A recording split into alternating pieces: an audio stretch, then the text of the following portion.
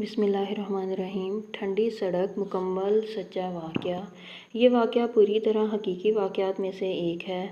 دوستو، جیسا کہ ہم سب جانتے ہیں، جہاں آج کل بہت سے بولتے ہیں کہ ہمارے ساتھ یہ خوفناک واقعہ ہوا، وہ واقعہ ہوا، لیکن وہیں پر بہت سے لوگ یہ بھی کہتے ہیں کہ یہ سب جھوٹ ہے، ایسا ویسا کچھ نہیں ہوتا، اور ایسی چیزیں صرف قصے کہانیوں میں ہی ہوتی ہیں، اور شاید میں بھی ایسا ہی تھا۔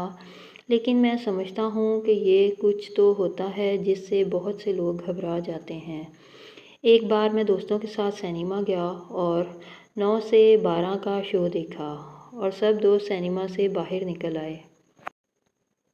تبھی میرے ایک دوست نے کہا، یار دیکھو تو دھند اتنی نیچے تک آ گئی ہے کہ کچھ نظر ہی نہیں آ رہا، کیونکہ دسمبر کا مہینہ تھا اور سردی بہت ہی زیادہ تھی، اس لیے سینما سے نکلتے ہی میرے تو دانت آپس میں بجنے لگے تھے، اور دھند اتنی شدید تھی کہ حد نگاہ صرف 10 قدم ہی رہ گئی تھی۔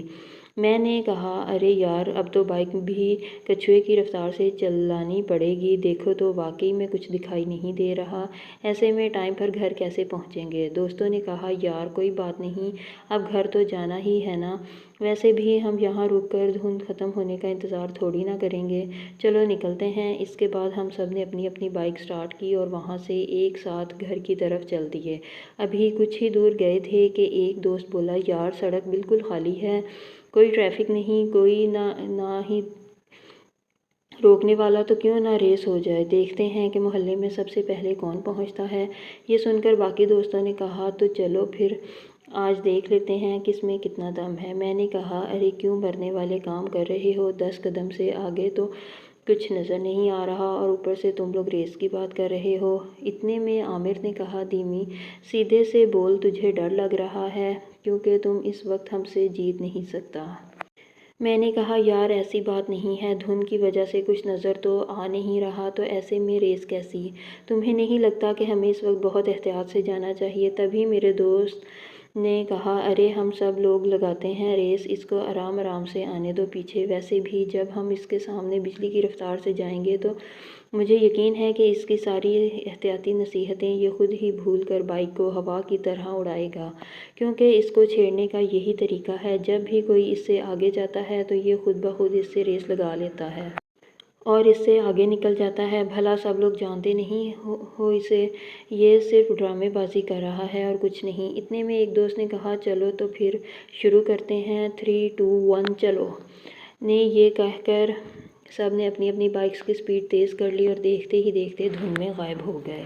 میں نے عام سی جیکٹ پہن رکھی تھی اور میں نے ہاتھوں میں دستانے بھی نہیں پہنے ہوئے تھے، جس کی وجہ سے میرے ہاتھ پوری طرح سردی سے ٹھر گئے تھے اور مجھے بہت ہی زیادہ ٹھنڈ لگ رہی تھی۔ اس وجہ سے میں نے اپنی بائک کی سپیڈ آہستہ ہی رکھی، کیونکہ میں سردی سے کانپ رہا تھا، اس وجہ سے میں بہت زیادہ سلو ہو گیا تھا۔ اب پوری سڑک ویران تھی اور میں اکیلا ہی اس سڑک پر پاگلوں کی طرح جا رہا تھا، اور اب میں بہت پریشان ہو رہا تھا کیونکہ سڑک پر بہت سناٹا تھا اور بہت ہی دیر بعد کوئی ایک آدھ گاڑی یا بائک پاس سے گزر جاتی اور اس کے بعد سڑک پھر سے ویران ہو جاتی۔ میں چپ چاپ بس چلتا جا رہا تھا اور ایسی خاموشی تھی کہ مجھے سوائے میری بائک کی آواز کے اور کسی کی آواز سنائی نہیں دے رہی تھی، اور میں چلتے چلتے ایک موڑ پر جا کر رک گیا۔ یہ ایک شارٹ کٹ راستہ تھا، اس شارٹ کٹ راستے کا نام ٹھنڈی سڑک تھا، اور یہ اس سڑک کا نیا نام ہے، جبکہ یہ سڑک اس وقت بانسوں والی سڑک کے نام سے مشہور تھی، کیونکہ اس سڑک کے دونوں اطراف میں بانس کے بڑے بڑے درخت لگے ہوئے تھے، اور دونوں اطراف کے درخت اس طرح اس سڑک پر جھکے ہوئے تھے کہ جیسے اس سڑک پر کسی نے بانسوں کی چھت ڈالی ہو، اور سورج کی روشنی بھی بہت کم ہی اس سڑک پر پڑتی تھی۔ بس یوں سمجھ لو یہ سڑک ایک بہت بڑی سرنگ کی طرح تھی جو درختوں سے پوری طرح ڈھکی ہوئی تھی۔ میں نے سوچا، اگر میں بانسوں والی سڑک سے جاؤں تو جلدی ہی اپنے دوستوں تک پہنچ جاؤں گا، کیونکہ میرے دوست جانا تو دھرم پورہ ہی ہے اور وہ سیدھا مال روڈ کی طرف سے دھرم پورہ جائیں گے اور میں ان کے پاس پہنچ جاؤں گا۔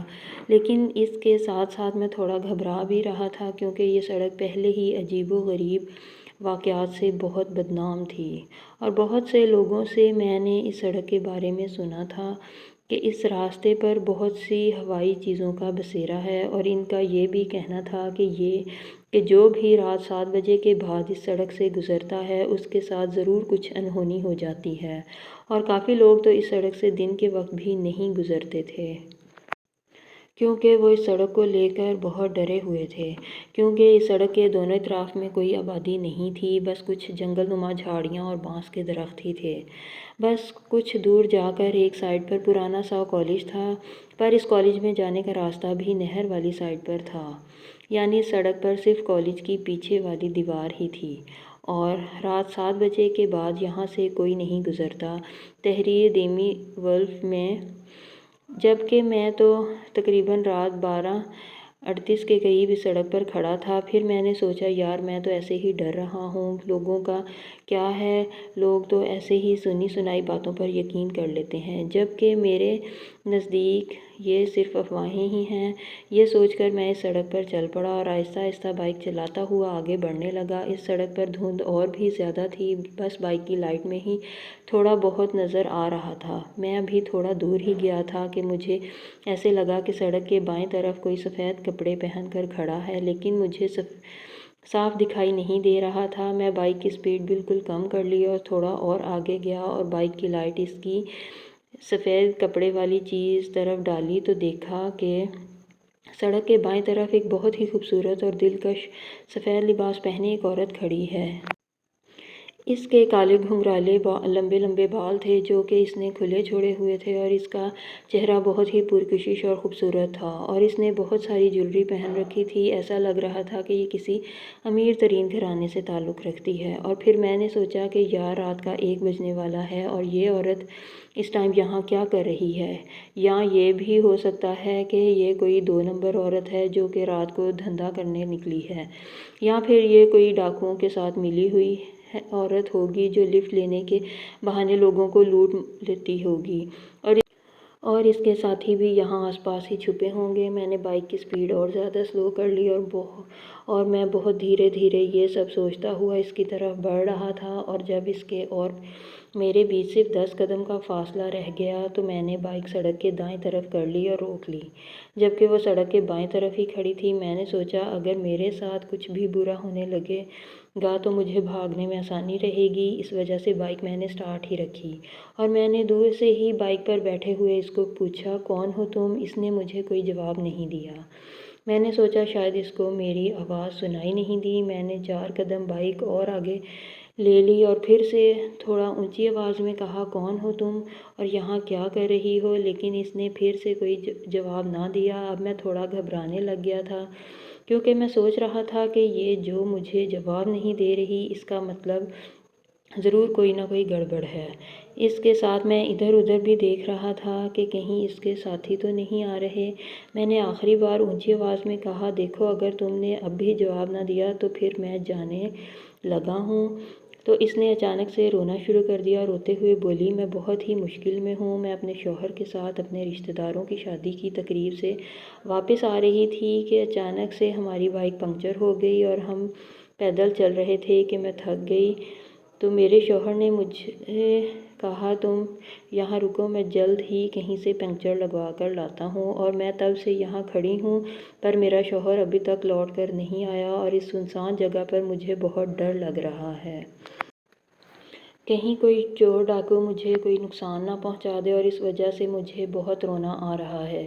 اس کی باتیں سن کر میرے دل پر رحم آ گیا اور میں بائک سے اتر کر اس کی طرف گیا۔ پھر میں نے کہا دیکھیں آپ روئیں مت، مجھے یہ بتائیں آپ کا شوہر کس طرف گیا ہے؟ تو اس عورت نے دھرم پورہ کی طرف اشارہ کرتے ہوئے کہا وہ ادھر کی طرف گئے ہیں۔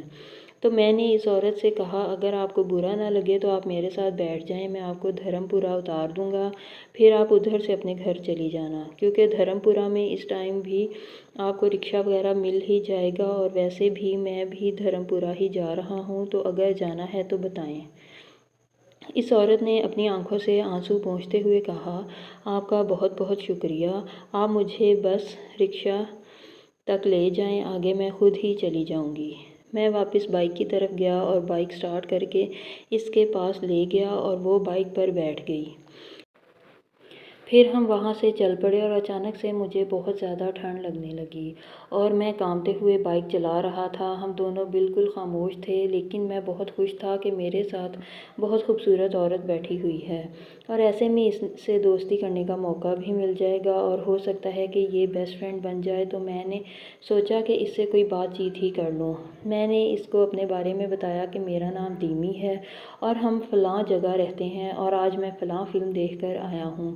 لیکن وہ خاموشی سے بیٹھی میری باتیں سنتی رہی، پر اس نے مجھ سے کوئی بات نہیں کی۔ اب میں سوچ رہا تھا کہ شاید اس نے مجھے کوئی گھاس نہیں ڈالی، تو میں کچھ دیر کے لیے واپس چپ ہو گیا اور خاموشی سے بائک چلاتا رہا۔ اور تھوڑی دیر کے بعد میں نے اس سے پوچھا، آپ کا نام کیا ہے اور آپ کہاں رہتی ہو؟ لیکن اس نے کوئی جواب نہیں دیا۔ میں آگے دیکھتے ہوئے اس سے ادھر ادھر کی باتیں کرتا رہا، پر اس نے مجھے پھر سے کوئی بات نہ کی۔ اب مجھے اس پر غصہ آ رہا تھا۔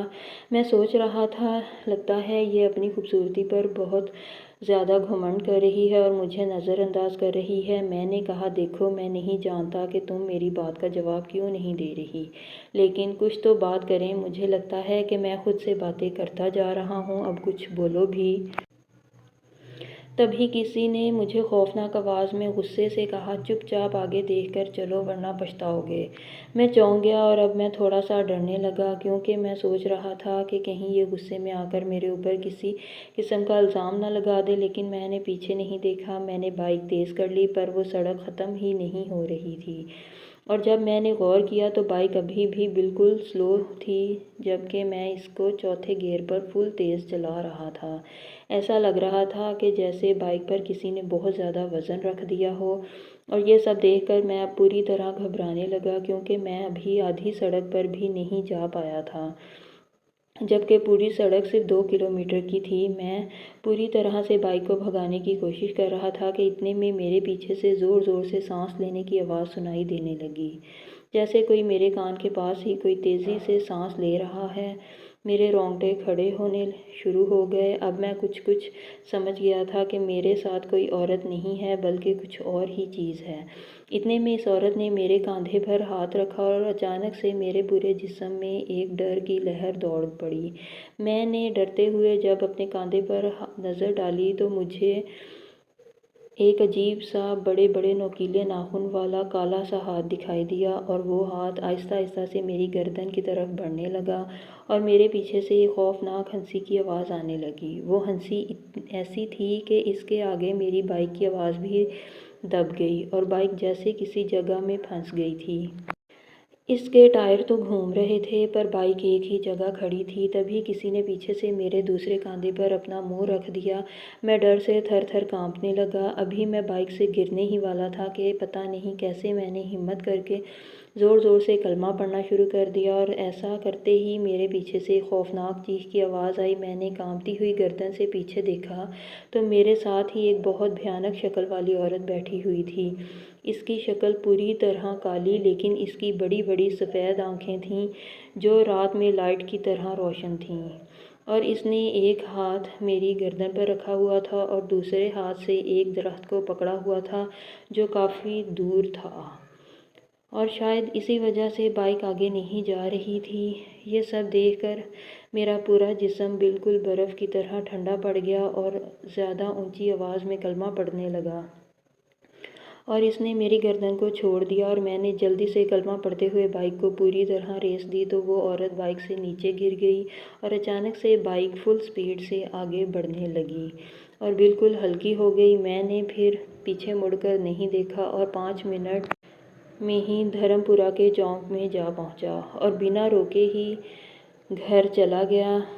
اب وہ چیز کہاں تک میرے پیچھے بھاگی ہوگی مجھے کچھ پتہ نہیں، بس اتنا پتہ ہے کہ اس دن مجھے فوراً سے بہت تیز بخار ہو گیا تھا، اور اس دن کے بعد میں نے دوبارہ کسی کا بھی مذاق نہیں بنایا، کیونکہ میں جان چکا ہوں کہ واقعی میں ہوائی چیزیں ہر دور میں ہوتی ہیں اور ان کو بھی کبھی بھولنا نہیں چاہیے۔